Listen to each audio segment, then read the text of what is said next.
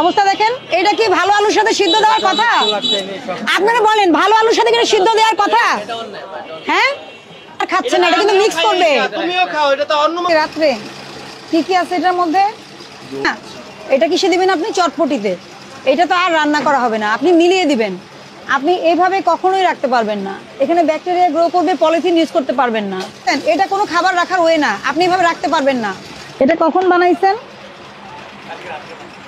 কালকে রাতে বানাইছেন। উনি কেমিক্যালের ড্রামে কি সে লাচ্ছি ফালুদা গুলো রাখতে পারে কিনা? এগুলো কি সিদ্ধ করছেন সব? পচা আলু আর ভালো আলু একসাথে সিদ্ধ করছেন? অবস্থা দেখেন, এটা কি ভালো আলুর সাথে সিদ্ধ দেওয়ার কথা? আপনি কোনো, এটা কি ধরনের ভুল? না না, এটা কি ধরনের ভুল? এরকমের ভুল আপনি করেন কেন? তুমিও খাও, এটা তো অন্য মানুষের। কেউ খাবেন না, কেউ খাবেন না। 100 টাকা জরিমানা করা যায়, আমি 30,000 টাকা জরিমানা করলাম।